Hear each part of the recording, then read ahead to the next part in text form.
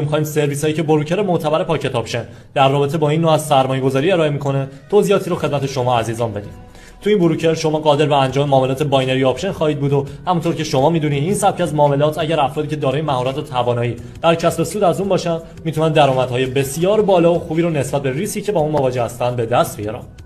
ولی حالا همونطور که میدونید در کپی تریدینگ و سرمایه‌گذاری نیازی به مهارت و توانایی معامله‌گری نیست و تنها چیزی که حائز اهمیت دنبال کردن فردی حرفه‌ایه. در بروکر معتبر پاکت آپشن دو سیستم سرمایه‌گذاری ارائه میشه، یکی سوشال تریدینگ یا همون معاملات اجتماعی و دیگری هم کپی تریدینگ. برای فعالسازی سوشال تریدینگ کافیه که درون چارت خودتون قسمت بالای بر روی گزینه 3 نقطه یک بار کلیک کنید و اولین گزینه یعنی معامله اجتماعی رو گزینش رو فعال کنید تا از این پس تمامی نقاط ورود افرادی که معاملات خودشون رو دارن انجام میدن هم بر روی چارت و هم بر روی کندل ها نمایش داده بشه. و حالا برای دنبال کردن تخصصی تر افرادی حرفه‌ای کافیه که در منوی سمت راست سومین گزینه که شبیه معاملات اجتماعی هست رو یک بار براش کلیک کنید و در صفحه‌ای که برای شما باز میشه میتونید در قسمت جستجو نام اون فرد رو جستجو کنید و یا اینکه اون فرد رو در بین 100 معامله‌گر برتر انتخاب کنید که البته برای انتخاب کردن افراد مورد نظر خودتون بهتره که با تیم مجرب پشتیبانی ما ارتباط برقرار کنید تا شما عزیزان رو به مشاوران خودتون